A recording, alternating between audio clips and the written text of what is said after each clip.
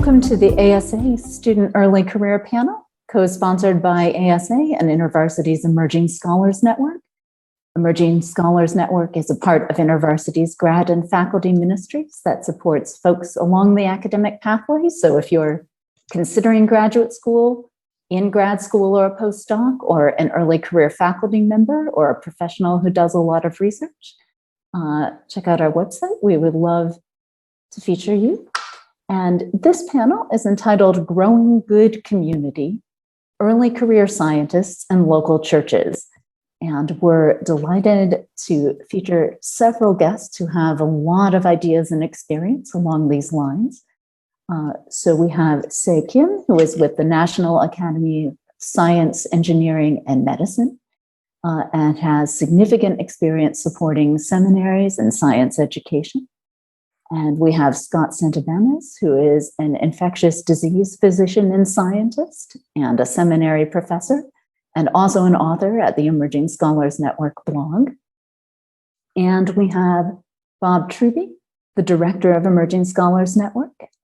Bob has amazing experience in campus ministry and has observed many different ways that churches can support scientists and vice versa. So we're really delighted to welcome all of them today and to welcome you. We'll start today with Se Kim. And Se, I know that you have worked with pastors and seminaries in many different contexts, helping them engage well with scientists. What are some especially good examples that you've seen of local churches supporting student and early career scientists well? And what are some creative ways that you've seen scientists encourage the church? So good afternoon, everybody, or wherever you are. My name is Se. Thanks, Hannah, for leading us off in that question. I hope to see many of you in person one day, very, very soon. So the question is, what are some good examples of, actually, let me introduce myself. My name's Se again. I'm a geneticist by training. And then I spent most of my career in public engagement and science communication arena. And I was previously at AAAS, and I'm currently at the National Academy of Medicine. And it's appropriate for me to do a disclaimer saying my opinions do not express those of the Academy. So with that said, Hannah, thanks for the question to start us off. So in terms of relationships between scientists and pastors or scientists within the church itself, I think, a very engagement approach. And I say when it comes down to what are some good examples or key, it's really about the relationship. So I have an outline, if I may go through it. So just a couple of points that I wanted to, and I love lists because, I think scientists love lists. But the sentiment is that we're part of a community, right? Scientists are a part of community of the church, as with everybody. And that begs the question of where do we sit within that community. And so the couple of points is we can support the church in terms of worship, pointing to God's creation and provision. Because we can also serve in the mission of the church in terms of fellowship, right? All being a part of one body. And I take, again, coming from my background, I come from a definition of engagement, which is facilitating intentional, meaningful interactions that provide opportunities for learning, which is essentially saying we're all part of the one body and trying to grow together. And the other thing is, I think when it comes to scientists in congregation, is one about our role is giving accessibility to our congregants. Whether we're students or whether we're full-fledged in our own careers, ask the question of our congregation or our fellow church family, how many of them do they actually know a living scientist, right? And it's very, very few. And to give them the accessibility to science and scientists through our role as part of the church community. So I have two lists with some bullet points. First, 2 points with some bullet points. First is ways to help pastors and church leaders, or how do we work with pastors, right? And a couple of points from my experiences. First is help all of us understand why science is relevant to faith and fellowship. We're all familiar, 18 to 29-year-old studies of the Barna study, leaving the church. And science is relevant because it is one of those lingering questions that people grapple with. Again, to build our faith, calling our church family to know and ask questions of why we know what we know. Second, of ways to help pastors is to create a culture of trust.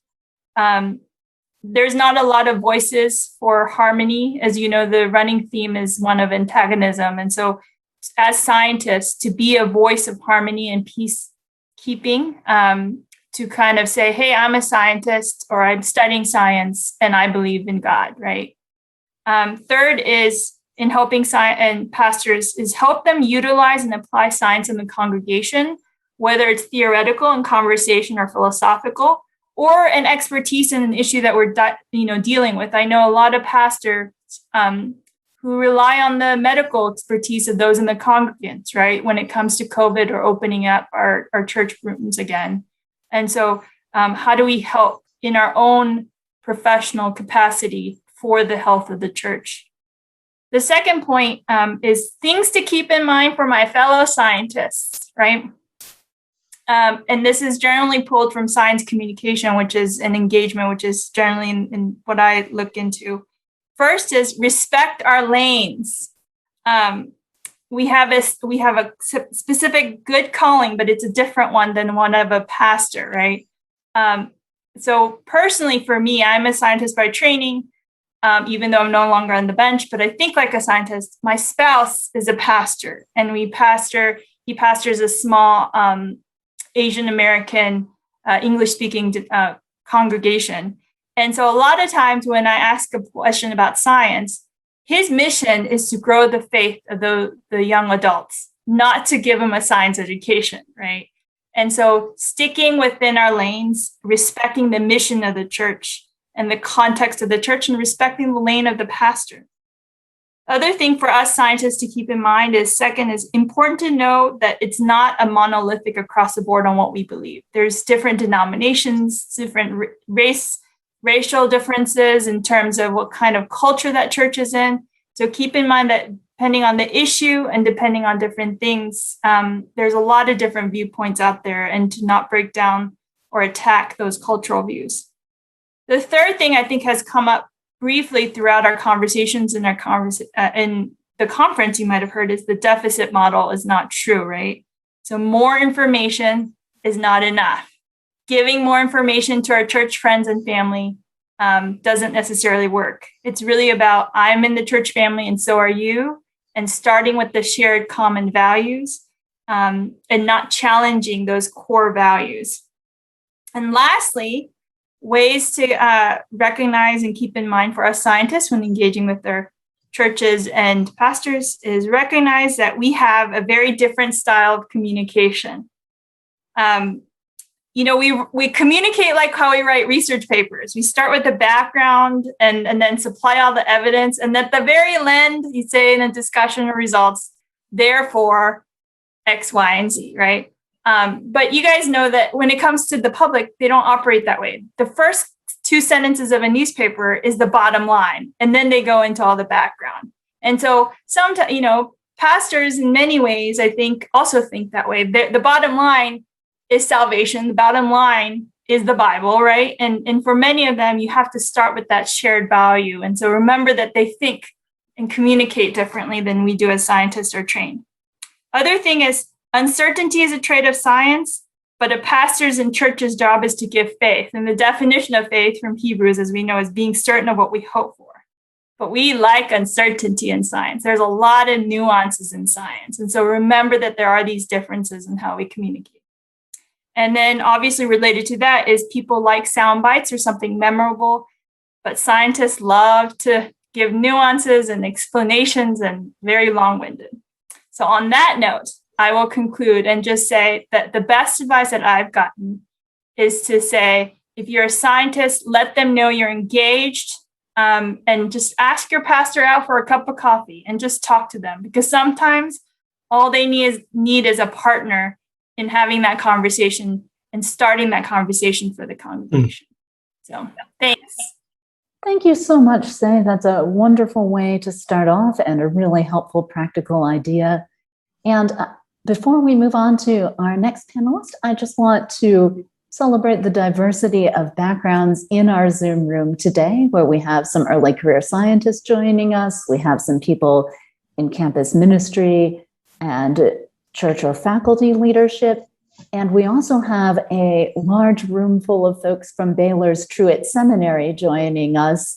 So they're together in person, although we can't see everyone at the moment. But it's wonderful to have a group assembled thinking about these questions from several different angles. And our next speaker, Scott Santibanez, is very well positioned to talk to all of those groups of people who we wonderfully have in the room.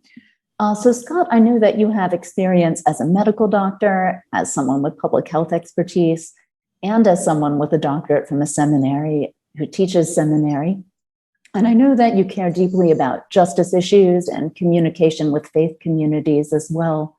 Would you share from your experience about some things that early career scientists should be looking for in a church and ways that they can connect well with their church communities and be supported there? Sure. Thanks, Hannah. Really great question. And good afternoon, everyone. I see some familiar faces here in the group and names of people I know from campus ministry over the years. So it's good to be here among friends. Like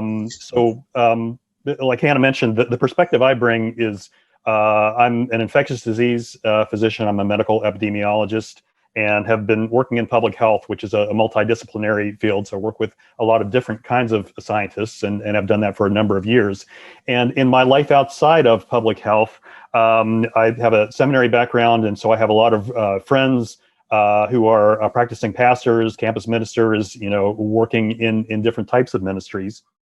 And so what I would recommend to churches and to early career scientists who are maybe looking for a church or, looking for a ministry to get involved with is, look for a church that, takes a genuine interest in who you are, has a genuine respect for you as a scientist and the work that you do. So I think that, that means, having a church community where people listen, where they ask good questions and they try to understand you and your work.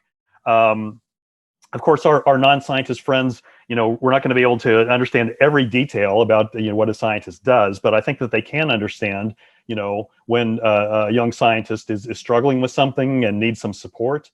I think that they can understand when a scientist is happy, is rejoicing. They've completed a project they were able to publish in a prestigious journal, and they may not know exactly what that means, but they can see that you're happy, you're rejoicing, you've accomplished something, and so they can kind of walk alongside you with that. And I think when a scientist maybe encounters an ethical dilemma or a situation within the science field, maybe the church friends are not going to understand all the nuances of that, but they can understand that you're dealing with a difficult problem.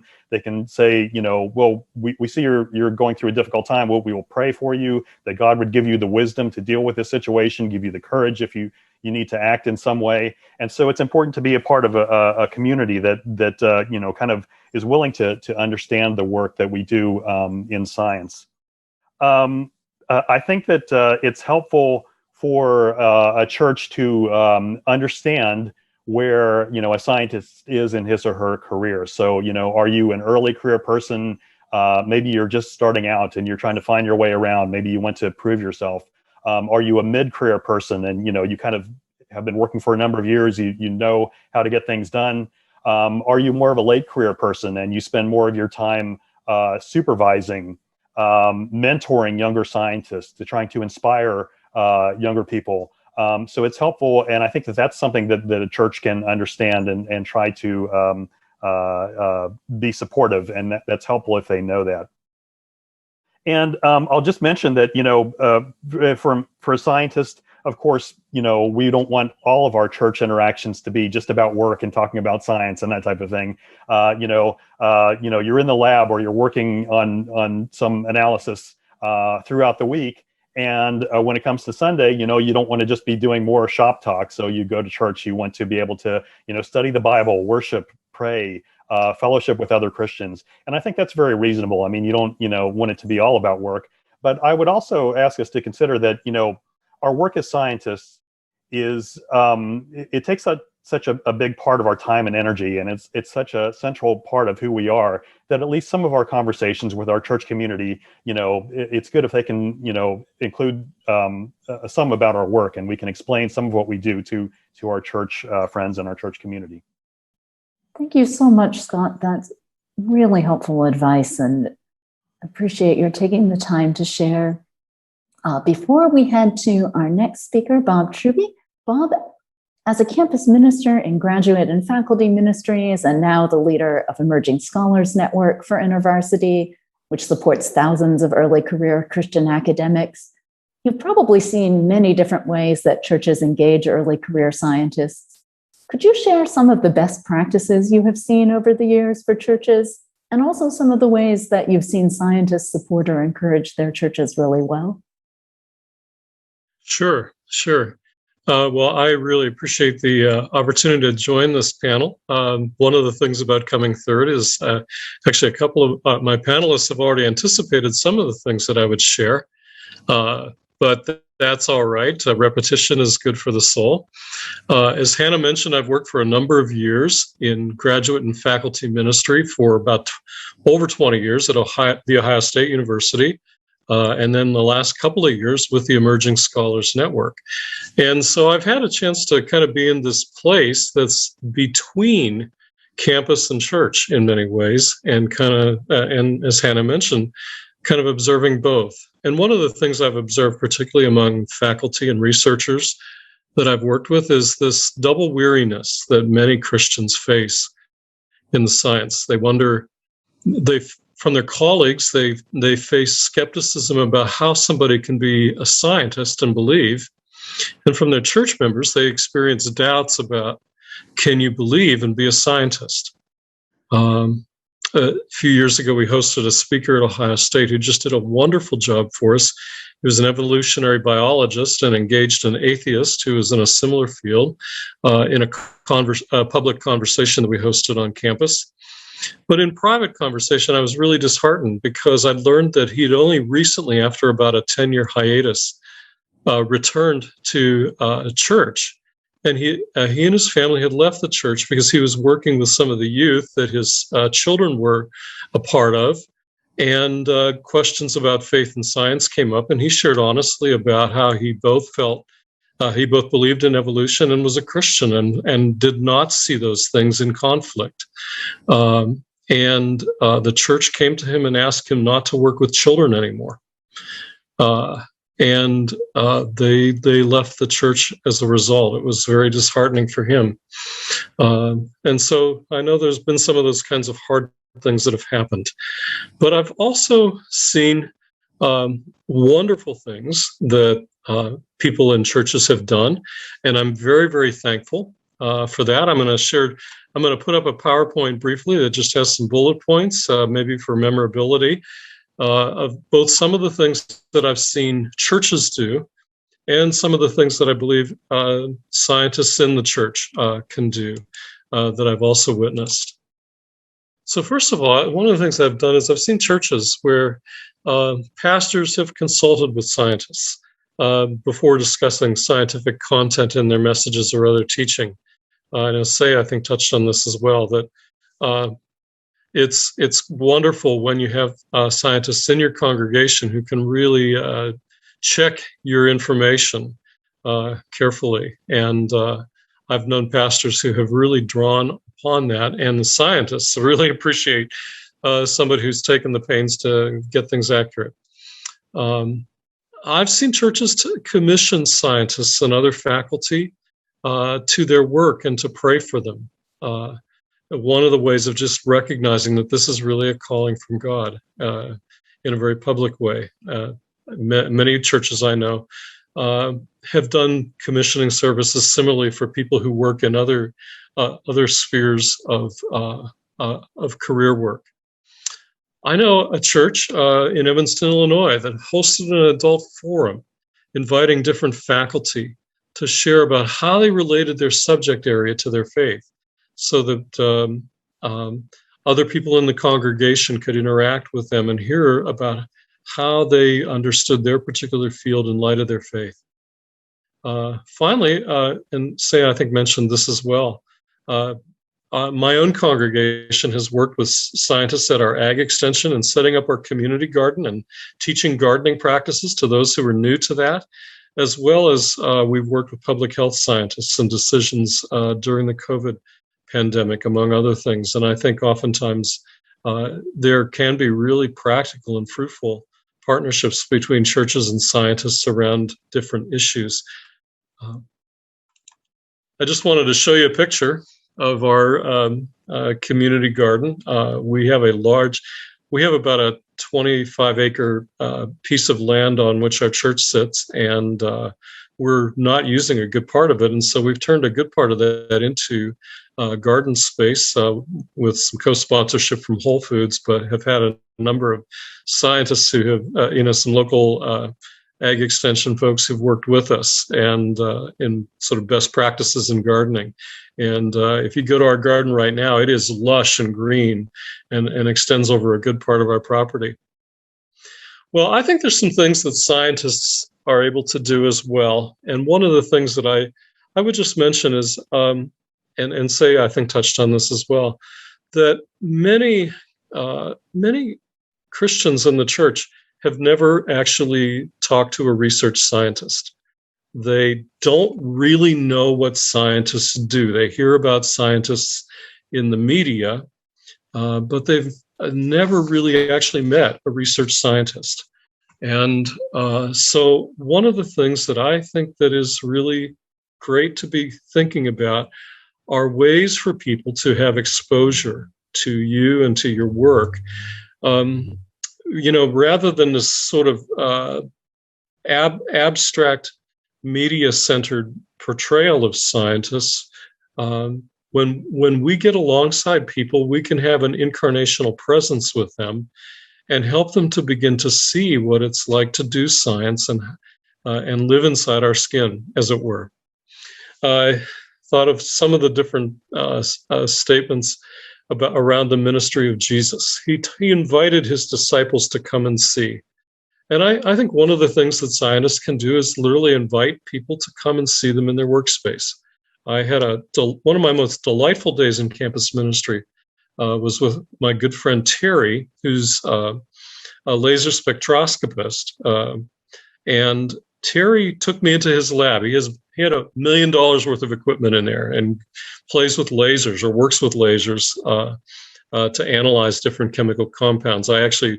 Tomorrow we're talking with Roger Wiens, and that's a lot of what they're doing in studying rocks on Mars. And actually, my time with Terry helped me understand what Roger's doing a little bit more. But it was fun just to see all the equipment he's working in, how it worked, and what kinds of information you could obtain. And he showed me around to some of the different conference posters that different people in his lab had produced. And one of the things that it might be interesting is if there's a way that you can invite people, if you're not in a secure lab situation, or look for other ways in which you can invite people to come and see with you. Jesus also, the scripture is also talking about taste and see that the Lord is good. Literally a number of years ago, Cal DeWitt took us, who's an environmental scientist that many of you may know, took a number of us for a walk on the grounds of the College of St. Mary of the Lake, where our grad and faculty ministry would do retreats. And Cal, we only traveled about 100 yards, and he just was showing us a number of things. One of the things he literally had us doing was tasting some coniferous, the leaves, the fronds off of a coniferous tree, and even the bark. He said you could actually eat this and survive if you needed to, which was kind of an interesting experience. I don't know if I'm going to be making a salad like that, but what was really exciting was to taste and see Cal's delight in what he was seeing around him. Things that we walked past in going to and from meetings for several days that we hadn't really noticed. And Cal just opened my eyes to the beauty of a setting like that we miss. And sometimes one of the things that we can do is, using our own scientific knowledge, help people taste and see the beauty of the creation and why it is that we get so excited about that. Jeff Harden at the University of Wisconsin talks about with his students, he's an developmental embryologist. He talks about cultivating doxological fascination with his students. And lastly, Jesus, I think of Jesus with Thomas, who was doubting. And there are many people who have skepticism about science. And I thought about how Jesus met Thomas's skepticism.